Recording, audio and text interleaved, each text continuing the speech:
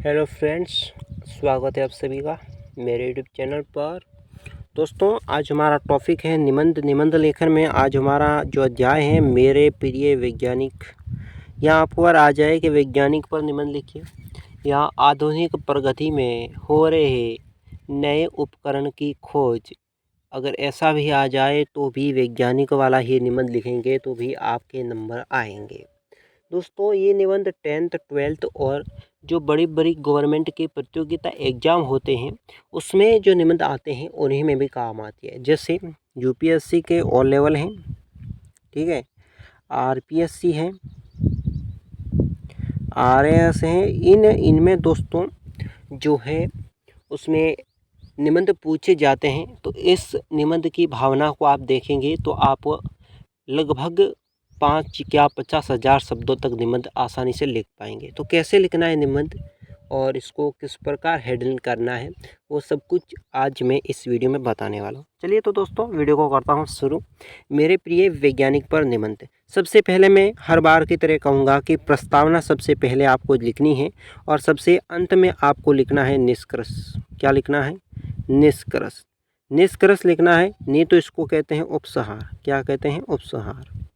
ये तो आपको दोनों तो लिखने हैं। ये इसके और इसके बीच में आपको मिनिमम 4 से 5 टॉपिक बनाने हैं कि वैज्ञानिक के द्वारा खोज की गई वस्तुएं, वैज्ञानिक का महत्व, भारत में वैज्ञानिकों द्वारा की गई खोज, भारत के एपीजे अब्दुल कलाम। इस प्रकार के टॉपिक बनाकर आप जो वर्णन करेंगे अच्छी तरीके से तो आपके नंबर हैं जो अच्छी तरीके से आएंगे।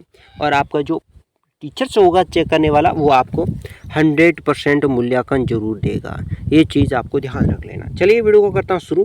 सबसे पहले मेरे प्रिय वैज्ञानिक लिख लेना है या वैज्ञानिक पर निबंध इस प्रकार लिख लेना है। फिर नीचे आपको लिखना है प्रस्तावना। प्रस्तावना के नीचे क्या लिखना है, चलिए वीडियो को करता हूँ शुरू। डॉक्टर एपीजे अब्दुल कलाम, जिनका पूरा नाम अब्दुल पाकिर जैनुलाब्दीन अब्दुल कलाम है, लोकप्रिय रूप से भारत के मिसाइल मैन के रूप से भी जाने जाते हैं। डॉक्टर एपीजे अब्दुल कलाम हैं दोस्तों, वे भारत के मिसाइल मैन के नाम से भी जाने जाते हैं। भारत के इस महान वैज्ञानिक ने 2002 से 2007 तक भारत के राष्ट्रपति पद को भी सुशोभित किया था। इसी कार्यकाल में वो नागरिकों के बीच में पीपुल्स प्रेसिडेंट के रूप में भी प्रसिद्ध हुए हैं दोस्तों। पीपुल्स प्रेसिडेंट, प्रसिद्ध राष्ट्रपति के रूप में भी जो प्रसिद्ध हुए हैं डॉक्टर एपीजे अब्दुल कलाम।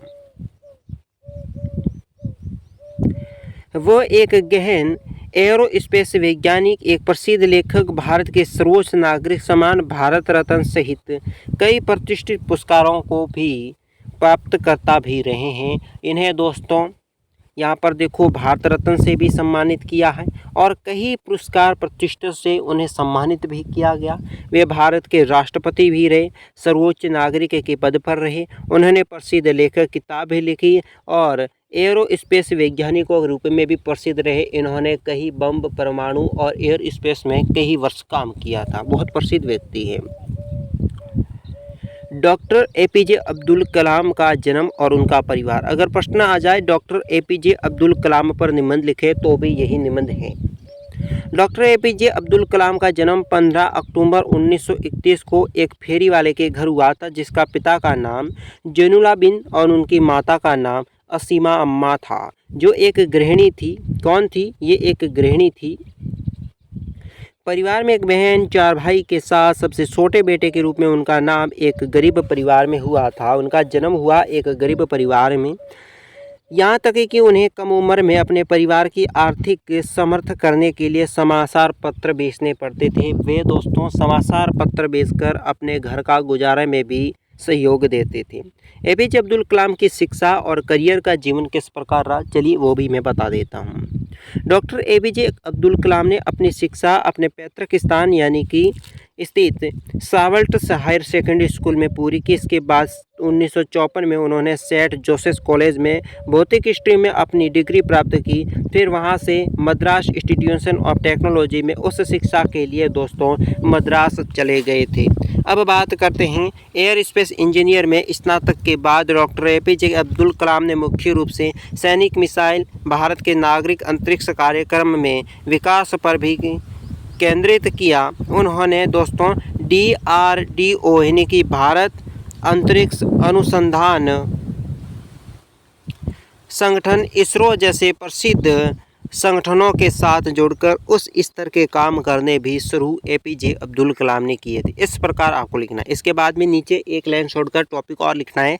इसके अलावा डॉक्टर एपीजे अब्दुल कलाम ने कई विश्वविद्यालयों में प्रोफेसर के रूप में काम किया, जैसे शिलांग, अहमदाबाद में IAS और इंदौर में अन्ना विश्वविद्यालय के एयर स्पेस इंजीनियरिंग में उन्होंने काम किया।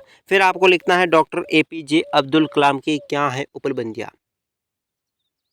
तो उपलब्धियों में आपको इस प्रकार लिखना है कि भारत के मिसाइल मैन के रूप में जाने जाने वाले अब्दुल कलाम ने अपनी योग्यता साबित की, भारत का गौरवान्वित किया, जिससे फलस्वरूप उन्हें भारत रत्न 1997, पद्म विभूषण 1990, पद्म भूषण जो है 1981 और पद्म विभूषण था 1990 और राष्ट्रीय एकता के लिए इंदिरा गांधी पुरस्कार 1997 को से सम्मानित भी किया गया। ध्यान रख लेना, इन्हें भारत रत्न 1997 में मिला, पद्म विभूषण 1990 में मिला, पद्म भूषण 1981 मिला और इंदिरा गांधी राष्ट्रीय पुरस्कार 1997 में मिला है। इतना ही नहीं, कलाम को रामानुज पुरस्कार 2000 में मिला, किंग चार्ल्स द्वितीय पदक भी 2007 में मिला, अंतर्राष्ट्रीय वाम कर्मन विक्स पुरस्कार भी 2009 में दिया गया था।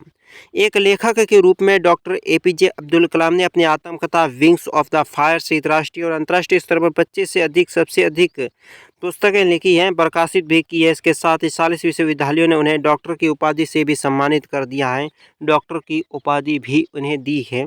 डॉक्टर एपीजे अब्दुल कलाम के अंतिम क्षण कहाँ से गुजारे थे? 83 वर्ष की आयु में शिलांग के मंच पर एक व्याख्यान देने के दौरान हृदय गति के रुकने के कारण डॉक्टर कलाम का निधन हो गया। वो भारत की राष्ट्रपति होने के बाद भी वो एक सत्यनिष्ठ और सरल जीवन शैली के लिए हमेशा विख्यात रहे। दशक के सबसे प्रभावशाली लोगों में से एक होने के नाते कई स्मारकों और संस्थाओं के नाम उसके नाम पर रखा गया, जो एक सच्चे मानवतावादी हैं। अब उस उपसंहार निष्कर्ष में भारत रत्न 1997 में दिया, पद्म विभूषण 1990, पद्म विभूषण 1981 और राष्ट्रीय एकता के दौरान इंदिरा गांधी पुरस्कार 1997, इतने महान पुरस्कार से एपीजे अब्दुल कलाम को सम्मानित किया था। फिर इसमें लिखना है आगे कि सन 1954 में उन्होंने सेंट जोसेफ कॉलेज से भौतिकी स्ट्रीम में अपनी डिग्री प्राप्त की। फिर वे मद्रास के इंस्टीट्यूट ऑफ टेक्नोलॉजी में उच्च शिक्षा प्राप्त की और मद्रास से चले गए। भारत के इतने महान वैज्ञानिक जिन्हें आज तक हम कभी भूल नहीं पाएंगे दोस्तों, और इनकी व्याख्या और इनके बनाए गए जो मिसाइल्स हैं वो आज तक हमारे जीवन में, भविष्य के जीवन में भी ज़रूर काम आएगी। ऐसे व्यक्ति को शत नमन। इस प्रकार लिखकर आप अपना जो निबंध है इसको पूरा कर सकते हो। और दोस्तों चैनल को सब्सक्राइब करें, वीडियो को लाइक करें, दोस्तों के साथ शेयर करें, कमेंट करें। साथ ही दोस्तों वीडियो कैसा लगा कमेंट बॉक्स में बताना ही है। साथ ही हमारे चैनल को अधिक से अधिक सपोर्ट कराने की कोशिश करें ताकि हमारा चैनल भी दोस्तों ग्रोथ करवाएं, ताकि हम लाइव स्ट्रीम में भी मिल सकें। धन्यवाद।